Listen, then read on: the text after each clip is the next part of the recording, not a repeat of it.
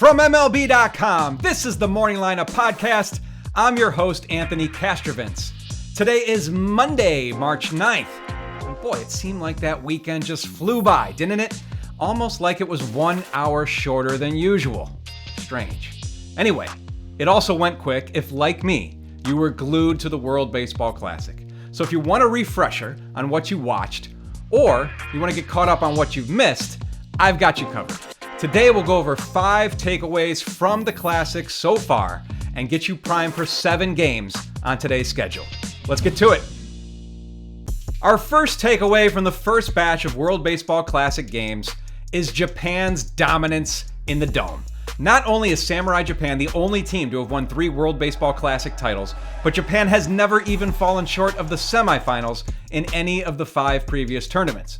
So Pool C was pretty much a formality for Japan, especially with it being held in the familiar comforts of the Tokyo Dome.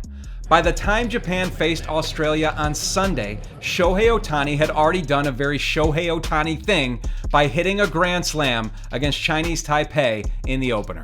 The 2-1 now. Ohtani lights it up! It is gone! Ohtani, of course! And the Tokyo Dome is on fire! Not only that, but Japan had already qualified for the quarterfinals. Maybe that's why Japan appeared to be going through the motions for 6.5 innings against Australia. Their offense was shut down by starter Connor McDonald, and the Aussies had a 1-0 lead that put them on the precipice of one of the greatest upsets in the history of the Classic. But then, in the bottom of the 7th, it was Red Sox slugger Masataka Yoshida coming up with a runner aboard and awakening the Japanese bats and the Tokyo Dome with a game-changing blast. Yoshida gets into one. Masa stays mashing. And just like that, Samurai Japan leads. Japan scored another pair in the 8th and went on to a 4-3 victory over the Aussies, who as of this recording are in the 2nd spot in the Pool C standings and hoping to join Japan in advancing. Australia and Korea were set to play in the Tokyo Dome at 6 a.m. Eastern Time this morning. If it's still going on while you're listening to this, go ahead and switch over to FS1. I won't be offended. If not, you can head over to MLB.com for all the highlights. Takeaway number 2. So far, so good for Team USA, which took its most loaded roster ever into this WBC and is now 2-0, heading into tonight's big 8 Eastern Time tilt against Mexico in Houston's Daikin Park, where Paul Skeens will be on the mound and on Fox. The Americans breezed through Brazil and, despite a slow start offensively, looked great in a 9-1 win over Great Britain, with Kyle Schwarber cranking out a classic Schwarbomb. Fly ball, deep right field. That is gone! Way gone! Schwarber! If there ever was a Schwarbomb, this is it. The big story for Team USA over the weekend was Tarek Skubal. He pitched 3 innings against the Brits and allowed a home run to Nate Eaton, but he found the experience electrifying.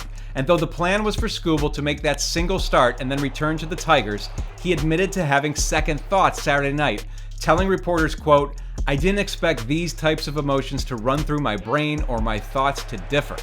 So Skubal might pitch for Team USA again. He was still with the team in Houston and discussing the situation with the Tigers and his agent Scott Boras. So stay tuned. Takeaway number 3. The DR stands for dominant route. The Dominican Republic features 8 position players who received MVP votes last season. But it's one thing to look good on paper and another to outscore opponents 24-4 through 2 games. That's what the DR has done thus far in Miami, defeating Nicaragua on Friday and then run-ruling the Netherlands on Sunday, with Juan Soto calling game in the 7th. Soto, first pitch swinging, high fly ball, deep right center field. The Dominican Republic wins it. Soto, Vladimir Guerrero Jr., Julio Rodriguez, O'Neal Cruz, and Austin Wells have all gone deep for the Dominican Republic, and young Junior Caminero has gone deep twice. That lineup is an absolute handful, and Israel will try to tame it today at noon Eastern Time on FS1. And not to be overlooked, Venezuela is also 2-0 in pool play in Miami, entering tonight's 7 p.m. Eastern Time game against Nicaragua on FS2. Recent San Francisco Giants signee Luis Arias has been on a tear for Venezuela, going 5 for 8 with 2 homers, 2 doubles, and 7 RBI. Coming up, we'll have the rest of our WBC takeaways and some news and notes from around MLB. That's after the break. All right, next on our list of World Baseball Classic takeaways to date, Cuba's got its groove back. After reaching the semifinals of the Classic in 2023, Cuba is further trying to reclaim its premier baseball standing in this tournament. And after a win over Panama in their opener on Friday, Cuba faced Colombia on Sunday, with Ariel Martinez doing damage right away with 2 aboard in the first inning. Martinez, high fly ball, deep right, Campero back, warning track, wall, 3-1 Cuba in the first. Cuba went on to a 7-4 win, and that sets up a fun matchup of 2-0 squads when they face Pool A host Puerto Rico tonight at 7 p.m. Eastern Time on FS1. And our final WBC takeaway for now, Italy is espressing itself. Now, it's cute that Team Italy has an espresso machine in its dugout, but it's a lot better story if the Azzurri are actually able to enjoy some celebratory sips. And no problem there. The Italians are 2-0 in Pool B play in Houston after beating Brazil and Great Britain, with team captain Vinny Pasquantino handing out espressos whenever someone hits a home run and then giving the hitter a kiss on both cheeks. Grazie. In the latter win on Sunday, it was a double shot of espresso in the 3rd inning. Brewers prospect Andrew Fisher, to my knowledge the only member of Team Italy with a Frank Sinatra tattoo, did it his way by tattooing a homer in his first at-bat. And then Angels catching prospect J.J. Dorazio made it back-to-back blasts. This is another well-hit ball to gap in right center field. Dorazio! That's gone! Back-to-back! Viva Italia! This is a double espresso. I don't know if that machine can kick out another one, but we're going to find out. Italy has tough tests this week, facing the USA on Tuesday and Mexico on Wednesday. If Italy can beat at least one of those 2 pool favorites, it will have a strong chance to advance out of pool play for a 2nd straight WBC.